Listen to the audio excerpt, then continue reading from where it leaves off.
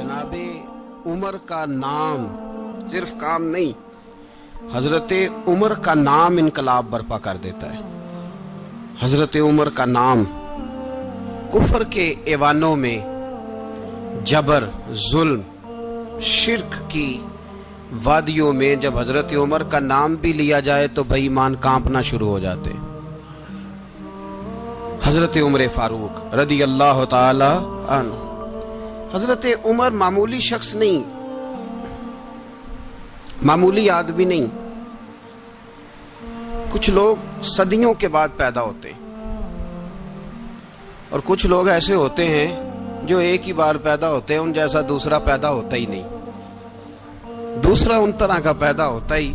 हजरत उमर रदी अल्लाह ताला अन्हु जैसी शख्सियत पैदा ही नहीं होती दोबारा। सारे सहाबा दर रिसालत माब पे खुद आए।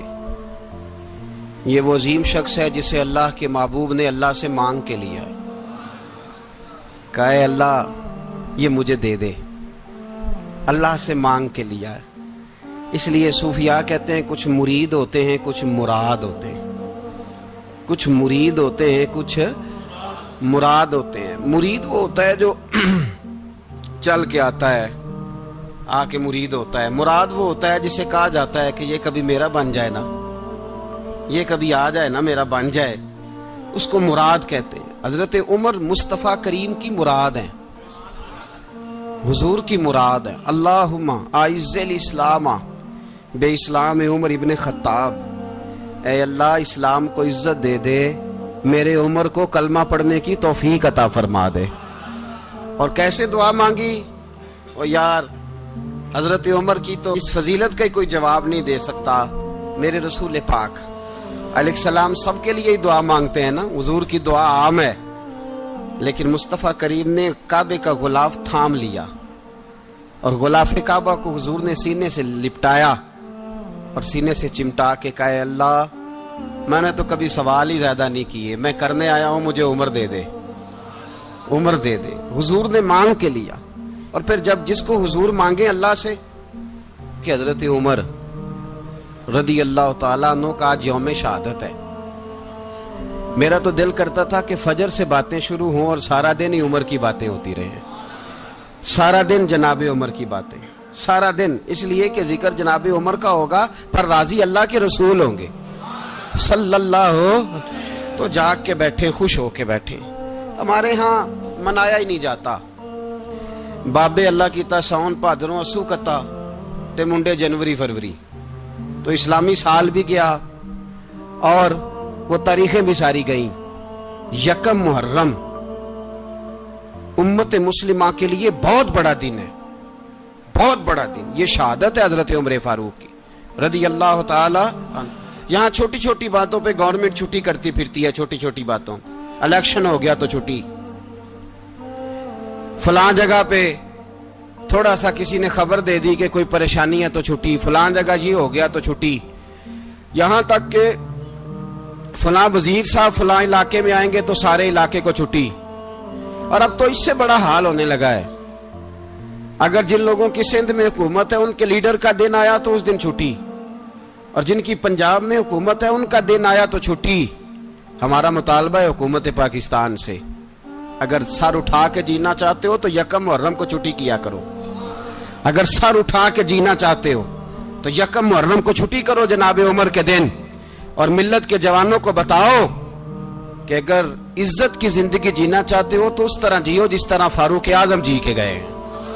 इज्जत और वकार की जिंदगी, जमहूरियत हजरत उमर से सीखनी पड़ेगी। हुकूमत करने के तरीके हजरत उमर से, रियाया को सीखना पड़ेगा कि अमीर किस तरह बनाया जाता है और अमीर किस तरह के होते हैं। यहाँ लोग हमें यूरोप की मिसालें देते हैं, लोग यहाँ हमें आकर के अमेरिका की मिसालें, उन्हें क्या पता हुकूमत क्या होती है। वो कहते हैं जी वो साइकिल पे जाता है उनका हुक्मरान। मैंने कहा वो साइकिल पे जाता है? मेरे उमर फारूक मदीने से मक्के गए थे तो पैदल ही हज करने चले गए, पैदल ही। और जनाब उमर फारूक रदी अल्लाह ताला अन्हु ईद की नमाज पढ़ाने गए। ईद की नमाज उमर खुतबा ईद देने गए। और इस जमाने में कौन सा गरीब है जो नंगे पांव जाता हो? کون سا غریب ہے جو مسجد ننگے پاؤں جاتا ہو؟ لوگوں نے تو 3 قسم کی چپلیں رکھی ہوئی ہیں، ایک مسجد جانے کی علیحدہ ہے، گھر پہننے کی علیحدہ ہے، شادی بیاہ پہ جانے کی چپل علیحدہ ہے۔ حضرت عمر فاروق رضی اللہ تعالیٰ عنہ نکلے عید کا خطبہ دینے کے لیے، تو بیوی سے کہنے لگے جوتا، اس نے کہا صاحب اتنی دفعہ ٹوٹا ہے اب گانٹھا نہیں جا سکتا، اتنی دفعہ ٹوٹا ہے کہ اب دوبارہ پیمند نہیں لگ سکتے۔ تو حضرت عمر کہنے لگے چل کوئی حرج نہیں، بغیر جوتے کے ننگے پیر ہی چلتے ہیں، کوئی حرج نہیں۔ تو کہنے لگے لوگ کیا کہیں گے؟ فرمایا چپ کر، لوگ جس دن عمر نے یہ دیکھ لیا نا لوگ اس کے بارے میں کیا کہتے ہیں، اس دن عمر عمر نہیں رہے گا۔ تو کہا پھر آپ کا نظریہ کیا ہے؟ فرمایا میرا نظریہ یہ ہے کہ رب رسول میرے بارے میں کیا کہتے ہیں، لوگوں کا کیا ہے؟ لوگ کل کسی کے بارے میں کچھ کہتے ہیں اور پرسوں کچھ کہتے ہیں، میرا نظریہ یہ ہے کہ رب رسول میرے بارے میں ننگے پیر عمر جا رہے ہیں۔ کون جی؟ میں بڑا ماڑا۔ اچھا جناب، کیا غربت ہے؟ 10 قسم کے جوڑے لٹکے ہوئے ہیں کمرے میں، اور پہننے کی فرصت نہیں، سویرے کیا پہننا ہے، شام کیا پہننا ہے، 15 سوٹ کٹھے استری ہو کے لانڈری والا بھیج رہا ہے، اور تو غریب ہے، تو بہت بڑا غریب ہے۔ اس لیے کہ غربت پیسوں کی وجہ سے نہیں ہوتی، غربت تو دل کی ہوتی ہے۔ تو واقعی بڑا غریب ہے اور تو غریب ہی رہے گا۔ امیر تو عمر فاروق تھے جو ننگے پاؤں چلے گئے عید کی نماز پڑھانے، تو رستے میں جو ملا کہنے لگا عمر جوتا تو پہن لو۔ فرمایا تمہیں عمر کا جوتا نہ پہننے کا نقص تو نظر آیا ہے، کوئی حرج نہیں، اگر عمر کو کبھی بتانا ہوا تو وہ والا نقص بتانا جو عمر کی سیرت میں پیدا ہو، کردار میں پیدا ہو، وہ والا نقص بتانا، یہ چھوڑو جوتے آتے جاتے رہتے۔ ننگے پاؤں گئے، پاؤں دھوئے، نماز پڑھائی، لوٹ آئے۔ او بھائی یہاں تو ہمارا بناؤ سنگار اترنا، جتنی توجہ کپڑوں کی طرف ہے اتنی توجہ کبھی ہماری علم کی طرف ہوتی نا، جتنا ذوق شوق ہمارا بناؤ سنگار کی جانب ہے، اتنا بناؤ سنگار کبھی ہمارا اخلاقیات کی جانب ہوتا تو معاملات بڑی حد تک سنورے ہوئے ہوتے۔ حضرت سیدنا فاروق اعظم رضی اللہ تعالی اپنی زندگی کو ترتیب دیا، ایک دن بھی خلافت نہیں مانگی اللہ سے۔ حضرت عوف بن مالک اشجعی ایک صحابی ہیں، حضرت عوف بن مالک رضی اللہ تعالیٰ عنہ فرماتے ہیں کہ جناب ابو بکر صدیق کا زمانہ تھا تو میں نے خواب دیکھا، میں نے خواب میں جناب عمر کو دیکھا، اور میں نے دیکھا کہ کوئی کہنے والا کہہ رہا ہے کہ عمر وہ ہے کہ اللہ کے رستے میں کوئی اسے جتنا مرضی برا بھلا کہے یہ پرواہ نہیں کرتا۔ کس کے رستے میں؟ بولے سارے۔ اس کا مطلب ہے اللہ کے رستے میں لوگ برا بھلا بھی، قرآن مجید نے کہا وَلَا يَخَافُونَ لَوْمَةَ لَائِمٍ، کچھ لوگ ایسے ہیں جو برا بھلا کہنے والوں کی پرواہ نہیں کرتے۔ آپ یقین کریں اگر پرواہ شروع ہو جائے نا تو دین کا کام ختم ہو جائے، نہ کوئی تقریر کرے، نہ کوئی تدریس کرے، نہ کوئی پیری مریدی کرے، ختم ہو جائے اگر باتوں کی پرواہ ہو۔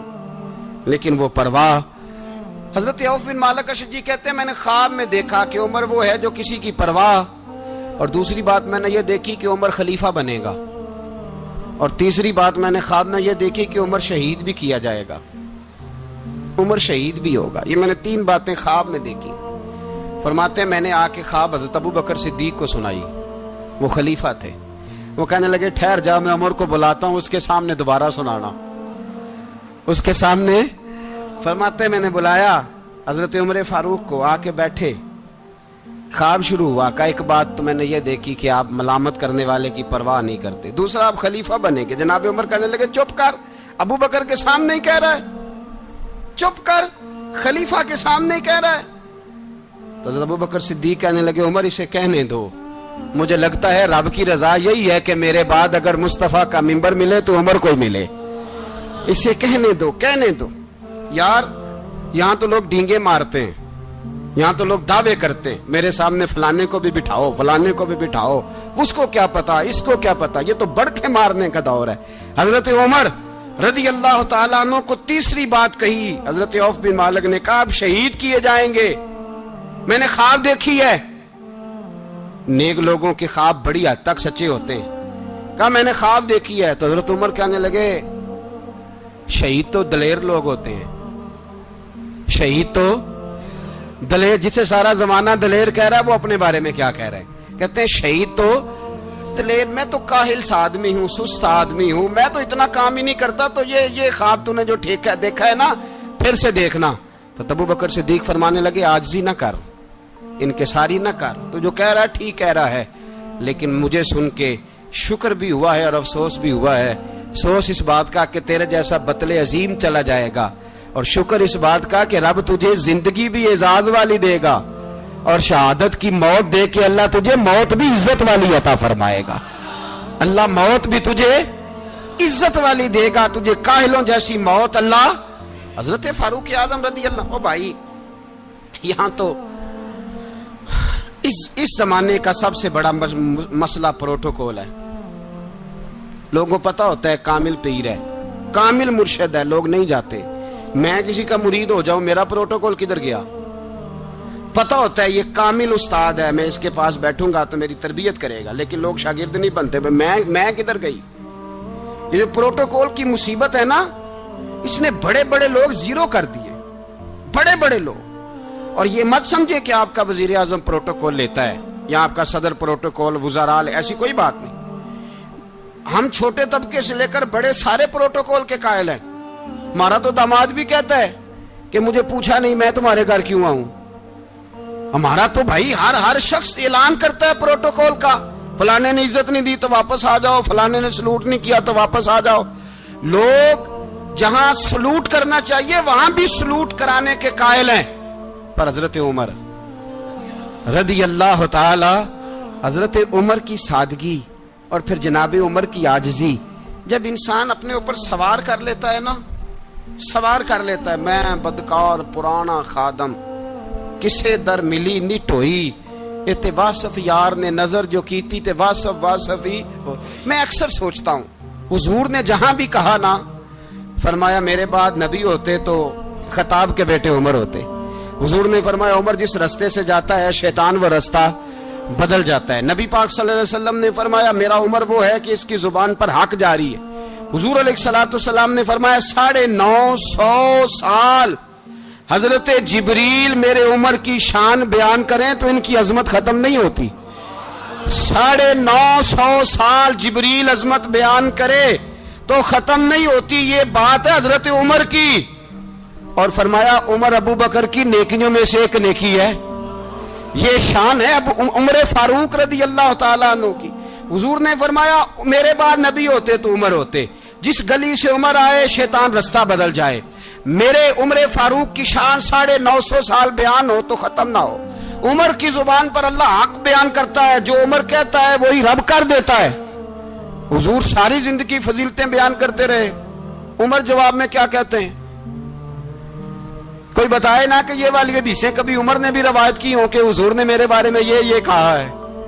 یہ روایتیں وہ روایت نہیں کرتے، ان سے جب لوگ کہتے عمر تیری بڑی بات ہے تو عمر رو پڑتے، کہتے میں تو اونٹ چرانے والے باپ کا بیٹا ہوں، میں تو اونٹ چرانے والے باپ کا بیٹا، اونٹ چرا۔ اس سے آگے عمر گئے ہی نہیں ساری زندگی، اس سے آگے لفظ ہی نہیں ادا کی۔ اور میں تو بھائی اونٹ چرانے والا، میرا باپ تو اونٹ چرایا کرتا تھا، 10 اونٹ تھے، میری ڈیوٹی ہوتی تھی، سنبھالے نہیں جاتے تھے، ابا ڈنڈوں سے مارتا تھا۔ ساری زندگی عمر حج کرنے گئے، ایک خشک تنا کھجور کا عمر فاروق رضی اللہ تعالیٰ عنہ نے اس کو اپنے کلاوے میں لیا، رونے لگے۔ لوگوں نے کہا عمر کیا ہوا؟ فرمانے لگے یہاں میں اونٹ چرایا کرتا تھا، یہاں میں اونٹ چراتا تھا، 10 اونٹ سنبھالے نہیں جاتے تھے۔ دیکھو رسول اللہ کی شان، آج ساری امت چلانے کا طریقہ عطا فرما دیا ہے، ساری نظریے سے پیار۔ یار پیسہ کس کو برا لگتا ہے؟ آپ جس آدمی کی 50 کروڑ کی پراپرٹی ہے اس کو پوچھیں سب سے غریب، آپ کو وہی نظر آئے گا، وہ کہے گا میں ٹائٹ ہوں۔ حالات بڑے، میں کئی باری پوچھے انہوں نے، میں کہتا ترجمہ بھی 10 چھڑوں کی، ہمیں تو سمجھ نہیں آتی، اور ٹائٹ حالات کون سے ہوتے ہیں جی؟ جس آدمی کا کروڑوں میں کاروبار ہے نا، اس کو آپ چھیڑے وہ رونے لگ جائے گا، رونے۔ تو کئی میں نے ایسے دیکھے ہیں کرائے کا مکان ہے، ان سے پوچھے صاحب کیا حال ہے، تو کہتے ہیں جتنی اللہ نے شان والی زندگی ہمیں عطا کی ہے کسی کو نہیں دی ہوئی۔ اس کا مطلب ہے خوشی بھی یہی ہے اور غم بھی یہی ہے، اندر سے خوشی ہے، اندر سے ہی۔ تو نے اگر راضی رہنا ہے تو ادھر سے رہنا ہے، ناراض رہنا ہے تو بس اپنے آپ کو خوش رکھے گا تو ہو جائے گا۔ سارے صحابہ مل کے آئے، کہنے لگے عمر فاروق سے کہنا ہے نبی پاک کے زمانے میں تو ظاہراً غربت تھی، ابو بکر کے دور میں بھی غربت تھی، اب تو بڑا مال ہے، عمر سے سفارش کرو کہ عمر نیا کرتا پہنا کرے۔ ملکوں کے سفیر آتے، عمر وہی پھٹی پرانی چادر اوڑھ کے اور وہی کئی جگہ پہ پیوند لگے سوٹ پہن کے سفیروں کے سامنے بیٹھ جاتا ہے۔ عمر کو مشورہ دو، طے ہو گئی بات۔ سب نے جب مشورہ دے لیا تو سارے کہنے لگے یہ بتاؤ شیر کی مونچھ کو ہاتھ کون لگائے گا؟ کہنا کس نے ہے؟ بندہ بھی تو ڈھونڈو نا۔ نے کہا جناب میرا یہ خیال ہے کہ مولا علی شیر خدا کہیں گے، کیونکہ جس شخص کی عمر کو سب سے زیادہ حیا کرتے دیکھا وہ شیر خدا مولا علی ہے رضی اللہ تعالی علی کہیں گے، اس لیے کہ جناب علی تو کئی دفعہ جب گفتگو کرتے تھے تو حضرت عمر چپ کر جاتے تھے اور فرماتے تھے علی نہ ہوتا تو میں ہلاک ہو جاتا۔ تو کہا علی سے کہو۔ جناب علی شیر خدا کو بلایا، کس کام کے لیے؟ جی اللہ اکبر۔ یہ ذرا اپنے اس دور پہ اس بات کو ذرا کا جناب ان سے کہیں کہ زیادہ نہیں، ایک کرتا نیا پہن لے، سفیر آتے ہیں وزیر آتے ہیں تو ایک کرتا نیا پہن لے۔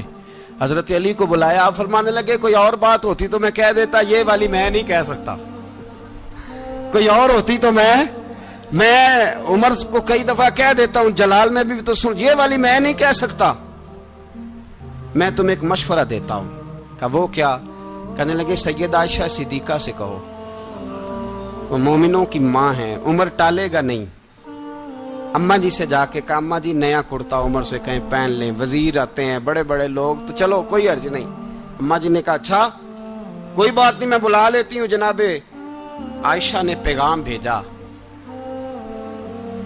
جب خادم نے کہا نا مصطفیٰ کے گھر سے پیغام آیا ہے تو 20 لوگ بیٹھے تھے، عمر کانپتے ہوئے اٹھے، کانپتے دوڑے۔ حضرت عائشہ پردے میں تھی تو فرماتی ہیں عمر اتحیات کی حالت میں بیٹھ گئے۔ کہا اماں جی دیر تو نہیں ہو گئی مجھے آنے میں؟ کہا نہیں ٹائم پہ آ گئے ہو۔ کس لیے بلایا تھا؟ کہا عمر دیکھو غربت کے معاملات اور ہوتے ہیں، جب اللہ آسانی دے تو کوئی چیز استعمال کرنا حرام نہیں ہوتی، اگر حرام ہے تو بتاؤ۔ کہا نہیں اماں جی حلال ہی ہے۔ تو فرمایا پھر اتنے سفیر آتے ہیں مشیر آتے ہیں، اب تو مال غنیمت بڑا آتا ہے، ڈھیر لگ جاتے ہیں مسجد میں، تو چل ایک نیا کرتا تم بھی پہن لیا کرو، اور آپ نیا کرتا پہنو گے تو دھاک بیٹھے گی غیروں پر۔ تو صحابہ کا مشورہ ہے کہ آپ نیا لباس پہنے۔ اماں جی کہتی ہے میں نے حکم دیا تو عمر چپ کر گئے، گردن جھک گئی۔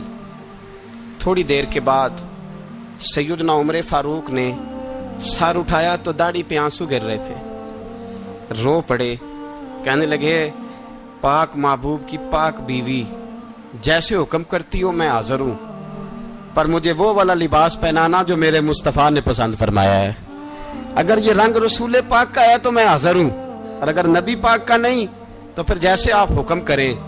جناب عائشہ کہتے ہیں عمر روئے تو میں زیادہ روئی، میرا پلو بھیگ گیا آنسوؤں سے۔ میں نے کہا عمر آپ جائیے۔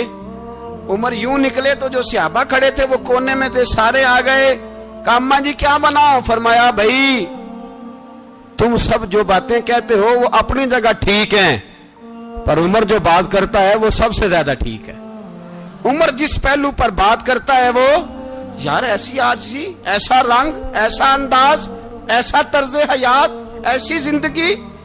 اولاد کے معاملے میں لوگ بزدل ہو جاتے ہیں، بزدل، پر حضرت عمر کا بیٹا مصر گیا، وہاں سے کمائی کر کے لایا، تجارت کرنے گیا، لاکھوں کا مال۔ کون سا باپ ہے دنیا میں جس کا بیٹا باہر سے پیسے لے کے آئے تو ابا تفصیل پوچھے کہ بیٹا کہاں سے کمائے، کہاں سے لایا، کتنے ملے، کیوں آئے؟ کون سا باپ تفصیل پوچھتا ہے؟ ابا تو کہتا ہے لا صحیح، اور تعریفیں کرتا ہے میرا بیٹا بڑی کمائی کرتا ہے۔ کبھی پوچھا ہے اس سے کہ ڈیوٹی صحیح دیتا ہے کہ نہیں؟ کبھی پوچھا ہے کہ تو ایمانداری کی روزی لاتا ہے کہ حرام کی کماتا ہے؟ یہ باپ کی ذمہ داری ہے، یہ اماں کی ذمہ داری ہے۔ پھر کہتا ہے بیماری کیسے آ گئی، پریشانی کیسے آ گئی؟ تو نے کبھی سوال کیا اپنی اولاد سے؟ حضرت عمر فاروق رضی اللہ تعالیٰ عنہ کا بیٹا مصر سے پیسے کما کے لایا تو جناب عمر نے بلایا، فرمایا بیٹے اتنی تو تیرے پاس راس ہی نہیں تھی، تھوڑے سے تو پیسے لے کے گیا تھا، اتنی کمائی کیسے ہو گئی؟ اتنے تو پیسے نہیں تھے صاحب، کہاں سے کمائی لائے؟ اس نے کہا ابا جی وہ جو میرے چچا ہے نا مصر کے گورنر، آپ کے دوست، انہوں نے میری مدد کی ہے. فرمایا جتنے لوگ گئے تھے سب کی ہے مدد اس نے؟ کہا نہیں صرف میری کی. فرمایا تیری کیوں کی؟ تیری کیوں کی؟ کہا حضور آپ کے دوست ہیں. فرمایا چپ کر حضور انہوں نے مجھے اتنے پیسے دیے, میں نے کاروبار میں ڈالے تو نفع آیا تو میں ان کی رقم دے کے. فرمایا خاموش ہو جا, باقی جتنے لوگ گئے تھے سب کی مدد کی اس نے؟ کہا نہیں حضور صرف میری کی. فرمایا اس نے تیری مدد نہیں کی, اس نے خلیفہ کے بیٹے کی مدد کی, اس لیے کہ وہ خلیفہ کو اپنے حق میں نرم کر سکے. فرمایا آدھا مال تیرا ہے, آدھا مال غنیمت کا ہے, مال خزانہ کا ہے, مسلمانوں کا ہے, اس لیے کہ تو جو وہاں سے مال کما کے لایا ہے وہ اپنے باپ کے خلیفہ ہونے کی وجہ سے کما کے لایا ہے, لہذا رکھ ادھر. یہاں کہتے ہیں کدھر سے آیا, کیسے آیا, کون سا حساب دیں, کیا کریں؟ او بھائی حضرت عمر رضی اللہ تعالیٰ عنہ کا اپنی اولاد کے بارے میں یہ رنگ ہے. ایک جنگ سے نا خوشبو آئی, خوشبو بڑی مہنگی ہوتی تھی, عرب میں خوشبو آج بھی بڑی مہنگی ہے, وہ زیادہ استعمال کرتے ہیں. میری باتوں کی سمجھ آ رہی ہے میرے بھائی؟ بڑی مہنگی خوشبو تھی. جب وہ خوشبو آئی تو حضرت عمر نے کہا, گھر میں پہلے پہنچی حضرت عمر کے, چونکہ زیادہ عورتیں استعمال کرتی تھی گھر کے اندر خوشبو, مرد بھی لگاتے تھے. حضرت عمر نے اپنی بیوی سے کہا, آپ کی زوجہ جو تھی وہ بڑی خوشبو کو پسند کرتی تھی. حضرت عمر نے اپنی زوجہ سے کہا کہ خوشبو لاؤ, میں نے ایک عورت کی ڈیوٹی لگائی ہے, وہ خوشبو تول کے نا تو حصہ برابر صحابہ میں بانٹ دے گی. تو آپ کی زوجہ کہنے لگی کسی بی بی کی ڈیوٹی لگانے کی کیا ضرورت تھی, میں جو موجود تھی میں بانٹ دیتی ہوں تول کے حصہ برابر. آپ نے فرمایا نہیں تو رہنے دے, اور فلانی بی بی بانٹے گی. کہا حضور میں نے بھی بانٹنی ہے, میرے پہ کچھ حق ہے؟ آپ نے فرمایا نہیں, تو تفصیل نہ پوچھ, تو خوشبو دے دے, کوئی اور بانٹے گی. خاتون خانہ تھی نا, کہنے لگی نہیں مجھے بھی آج آپ کو بتانا ہی پڑے گا کہ کوئی جو بانٹ سکتی ہے تو میں کیوں نہیں بانٹ سکتی. زوجہ کہتی عمر نے بات کی تو میری چیخیں نکل گئی. حضرت عمر فرمانے لگے جب تو خوشبو بانٹے گی نا تیرے ہاتھوں کو بھی لگے گی, تیرے دوپٹوں کو بھی لگ جائے گی. اگر رب کریم نے مجھ سے سوال پوچھا کہ عمر خوشبو تو مسلمانوں کی تھی, تیری بیوی کے دوپٹے کو کیوں لگ گئی, تو میں اللہ کے حضور کیا جواب دوں گا؟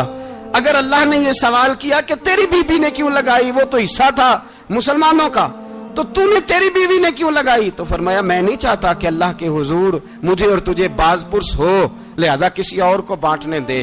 زوجہ روئی اور تڑپ کے کہنے لگی عمر مجھے لگتا ہے صبح قیامت بھی تیری بیوی ہونے کی وجہ سے اللہ مجھے جنت عطا فرما دے گا, تیری زوجہ ہونے کی برکت سے. بھائی یہ معیار رکھا, خدا کی قسم ایسا شخص تاریخ میں دوبارہ نہیں آیا.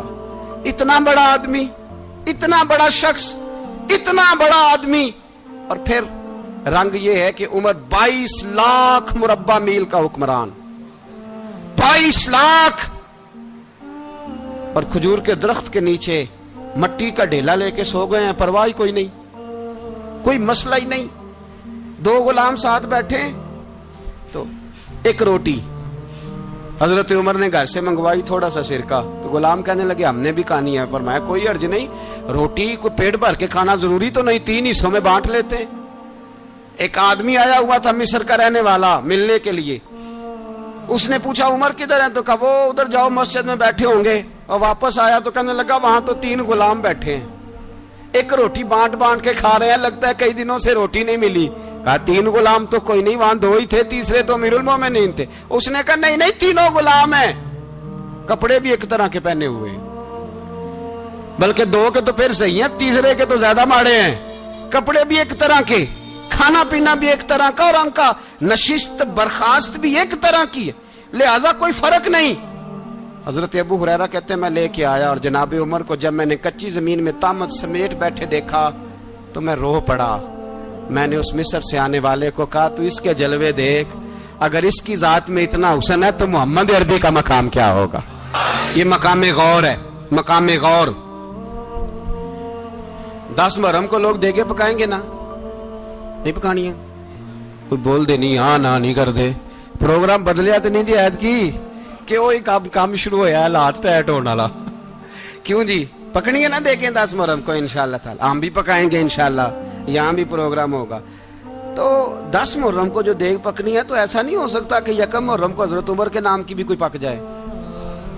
اگر امام حسن حسین کے نام کی دیگیں پکے تو جو امام حسن حسین سے پیار کرنے والے ہیں، جو امام حسن حسین سے، ہم لوگوں نے بھی عجیب رٹا اپنایا ہے نا. ہم لوگ بعد کا ایک پہلو دیکھتے ہیں، دوسرا نہیں دیکھتے. حضرت امام حسن اور حسین کو بھی نبی پاک نے شہید کہا، اور جناب عمر کو بھی رسول اللہ نے خود شہید فرمایا. فرمایا شہید ہے، خود فرمایا اپنی زبان سے کہ یہ شہید ہے، خود میرا عمر شہید ہے. تو ان کے نام کی دیگ نہیں پکنی چاہیے، اس طرف نہیں ہماری توجہ ہونی چاہیے. اور اہل بیت نبوی، یہ بات میں پہلے بھی کرتا ہوں، آج پھر کرنا ضروری سمجھتا ہوں. اہل بیت کا پیار سن لو کان کھول کے. اہل بیت کا پیار اگر ہمیں کسی نے سکھایا ہے تو سیدنا عمر فاروق نے سکھایا ہے. اہل بیت نبوت کی محبت اگر کسی نے سکھائی ہے تو کس نے سکھائی ہے؟ بول کے بتائیے. حضرت عمر نے. اہل بیت کا پیار ہمیں حضرت عمر نے بول کر کے سکھایا ہے. بھائی یاد رکھیں، کسی کی طاقت نہیں تھی دم مارنے کی حضرت عمر کے سامنے، طاقت ہی نہیں تھی. کیسر و کسرا کانپ جاتے تھے، جرأت ہی نہیں کرتے تھے حضرت. اور ہمارے تو تعلقات بڑے ہیں نا غیروں سے. حضرت ابو موسیٰ اشعری رضی اللہ تعالیٰ عنہ فرماتے ہیں میرا منشی سائی تھا، وہ کاتب کہتے تھے وہ لوگ، میرا حساب کتاب عیسائی تھا. تو فرماتے ہیں ایک دن میں نے وہ سارا حساب کتاب لین دین کے حضرت عمر کو دکھائے تو فرمانے لگے جس نے لکھے ہیں اس کو بلاؤ. کہنے لگے ضرور مسجد نہیں آ سکتا. کیوں نہیں آ سکتا؟ کہنے لگے وہ عیسائی ہے. کہتے ہیں حضرت عمر جلال میں آ گئے. آپ فرمانے لگے جنہیں رب دور کرتا ہے تم کیوں قریب کرتے ہو؟ جنہیں اللہ دور کرتا ہے. فرمایا تم غیروں کو اگر عہدے دو گے تو اپنوں کا کیا بنے گا؟ اگر تم غیروں کو عہدے دو گے تو اپنوں کا. یہ سوچ ہے جو آج برما کے مسلمانوں کے لیے بھی ضروری ہے. کہا اگر تم غیروں کو عہدے دو گے تو اپنوں کا. ہم نے غیروں کو عہدے دیے تو دیکھا نا اپنے کس طرح کاٹے جا رہے ہیں. غیروں کو جو عہدے دے دیے جرانے سارے غیروں سے. روز دعویٰ ہوتا ہے چین ہمارا سجن ہے، چین ہمارا دوست ہے. او بھائی دوست ہے تو اس سے کہو نا کہ برما تو تمہاری ایک چھوٹی سی ریاست ہے، چین کے بغیر تو وہ سانس بھی نہیں لے سکتا. اس کو کہو نا اس حکومت پہ دباؤ ڈالے. لیکن ہم لوگوں نے غیروں کو عہدے دیے تو اپنے پس گئے. حضرت عمر کہتے تھے ذمی کا ہم ادب کریں گے، ذمی کافر کا ہم، ایسا کافر جو مسلمان ریاست کو قبول کرے، بدامنی نہ پھیلائے.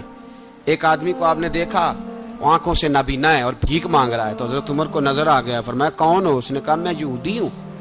فرمایا بھیک کیوں مانگتے ہو؟ کہا جب تک تندرست تھا مسلمانوں کو جزیہ دیتا تھا، بوڑھا ہو گیا ہوں کیا کروں. حضرت عمر نے گھوڑے کی پشت پہ بٹھایا، کافر کو گھوڑے کی پشت پہ بٹھایا اور بٹھا کے مدینے لائے. حضرت علی شیر خدا وزیر خزانہ تھے. فرمایا علی اس کا وظیفہ جاری کرو. کہا یہ کون ہے؟ فرمایا یہ یہودی ہے لیکن یہ ہمیں جزیہ دیتا رہا، بوڑھا ہو گیا بیچارہ، بھیک مانگنے پہ مجبور ہے، ہماری حکومت کے اندر رہتا ہے، اس کا پورا وظیفہ جتنا خرچہ اتنا وظیفہ لگاؤ. حضرت علی کہتے ہیں میں وظیفہ لگا رہا تھا اور وہ میرے نبی کا کلمہ پڑھ رہا تھا، وہ رسول اللہ کا کلمہ پڑھ رہا تھا. یہ مزاج، یہ نہیں کہ کافر. حضرت عمر نے گورنروں کو خط لکھے تھے کہ زبردستی کسی کو مسلمان نہیں کرنا، جہاں ان کی عبادت گاہیں بنی ہو گرانی نہیں، کوئی مندر کوئی گرجا ضائع نہیں کرنا. اسلام سب کو جینے کا موقع دیتا ہے، پر بے ایمانو ظالموں بدذاتوں تمہیں یہ کہتا ہے کہ ہم تمہیں جینے کا موقع دیتے، تم بھی مسلمانوں کو جینے کا موقع دو. یہ جہاں بستے ہیں جہاں رہتے ہیں انہیں وہاں جینے کا موقع دو، انہیں بھی اللہ اکبر کہنے کا موقع دو، انہیں بھی قرآن پڑھنے کا موقع دو، انہیں بھی رسول اللہ پر درود پڑھنے کا موقع دو. ہمارے ملک میں عیسائی اپنی مرضی سے کھلے عام تبلیغ کرتے ہیں. یہاں تو چینل چلائے ہیں عیسائیوں نے. کسی مذہبی جماعت نے کبھی جلوس نکالا ہے کہ عیسائیوں کا چینل بند کرو؟ بولے نکلا ہے کہ نہیں نکلا؟ کتنے ظلم کی بات ہے. ہم جب غیر کو اتنا تحفظ دیتے ہیں، ہم نے دیکھا ہے، مجھے بیسیوں لوگوں نے عید پہ ٹیلی فون کیے کہ عیسائیوں کو قربانی کا گوشت دے لیں، مجبور ہیں جی، دروازے پہ آ گئے ہیں، ہمارے کام کاج کرتے ہیں. بیسیوں لوگ، عام آدمی کے دل میں ان کا اتنا جذبہ ہے.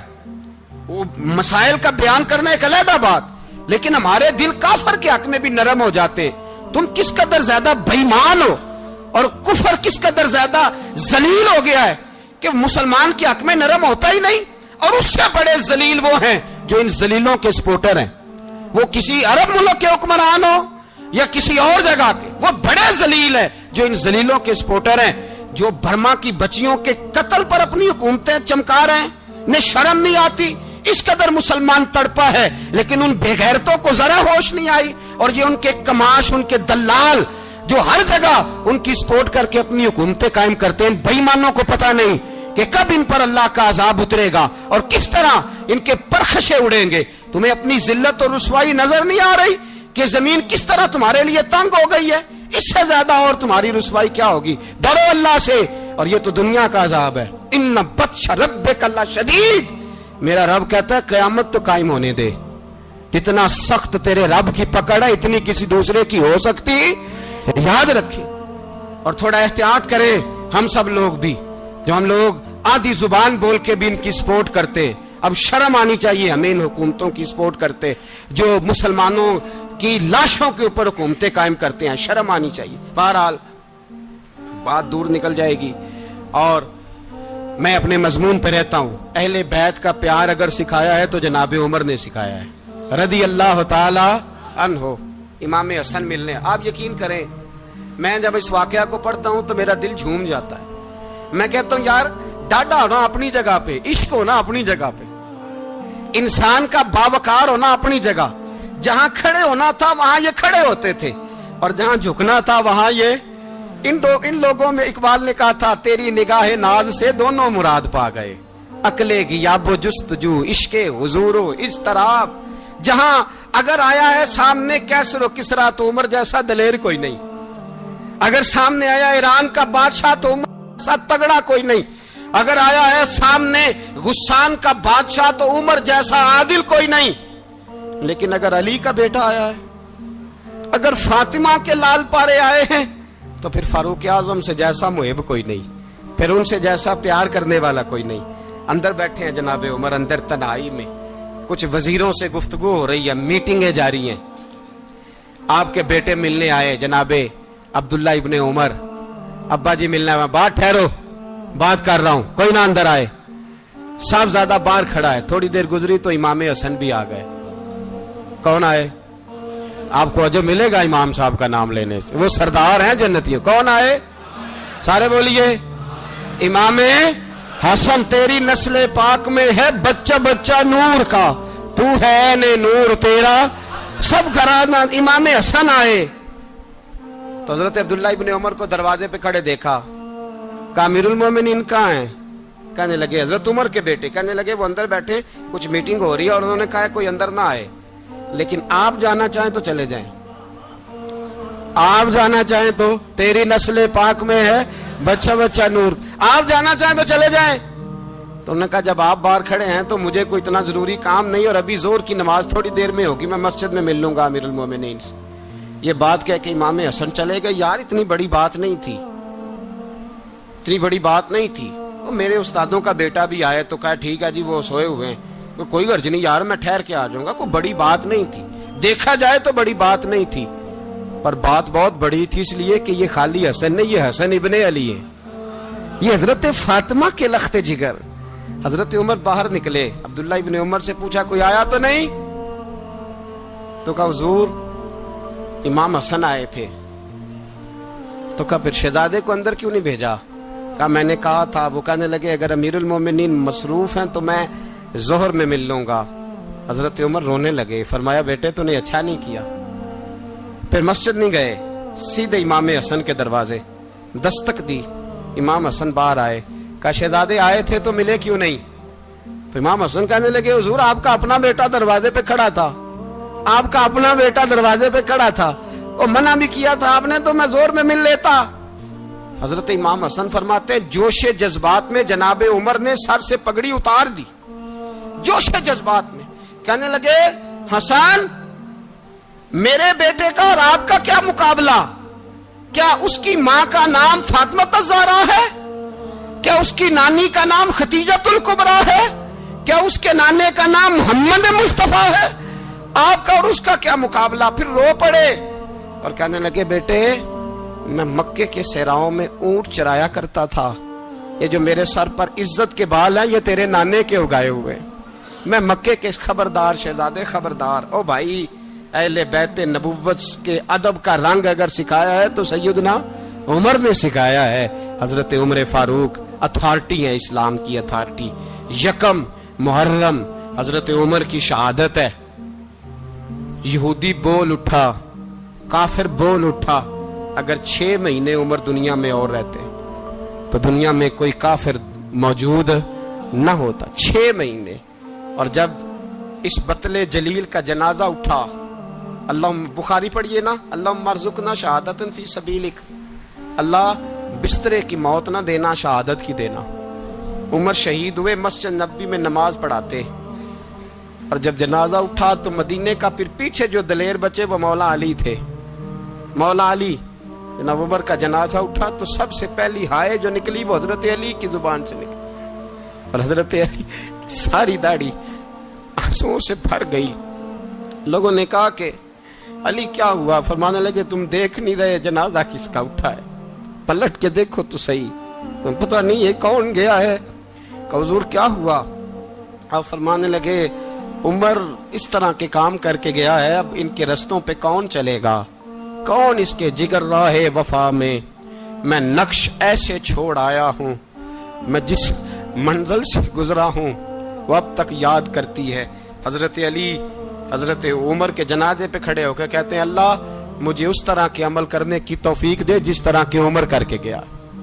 मेरे भाई, बतले अजीज, बतले हुर्रियत हजरत उमर रदी अल्लाह ताला अन्हो, जो अपनी जिंदगी इनकलाब वाली गुजार के गए। उमर जब दुनिया से गए तो 80 दिनार का कर्जा था, 22 लाख मुरब्बा मील का हुक्मरान। और अपने बेटे से कहने लगे बेटे कोशिश करना तेरे खानदान वाले मिल के मेरा कर्जा उतार दे, मेरी कब्र पे बोझ ना रहे, और अगर खानदान वाले मदद न करें तो मेरे दोस्तों से बात करना, वो मदद न करें तो फिर अली से बात करना। इनका प्यार आपस में इतना, और तू इख्तलाफ साबित कर रहा। 80 दिनार का कर्जा छोड़कर हजरत उमर दुनिया से गए, और जाती दफा कह गए मेरे बाद मेरे बच्चों को हुकूमत के मशवरे में भी शामिल ना करना, हुकूमत के मशवरे में भी मेरी औलाद शामिल ना हो। इतना बड़ा शख्स इतना बड़ा रंग दे के यकम मुहर्रम को जब उम्र फारूक का विसाल हुआ तो बेटे से कहने लगे अम्मा आयशा से जाके कहो मेरा भी नबी पाक के रोजे में दफन होने को दिल करता है। एक कब्र की जगह है अम्मा जी ने अपने लिए रखी है, बुखारी है बुखारी। हजरत आयशा के पास साहबजादे गए, कहने लगे अम्मा जी उमर को जख्म लग गया है, हालत बड़ी परेशानी वाली है। वो कहते हैं अगर अम्मा इजाजत दें। सैयद आयशा रो पड़ी, फरमाने लगी कि वो अपनी कब्र की जगह तो नहीं ना किसी को देता, पर उमर ने कमाल ही बड़ा किया, उसे कहो जाओ गुंबद खजरा में कयामत तक जो मुस्तफा पे और अबू बकर पे सलाम पड़ेगा वो तुझ पे भी सलाम पढ़ के जाएगा, जाओ मैंने जगह दी।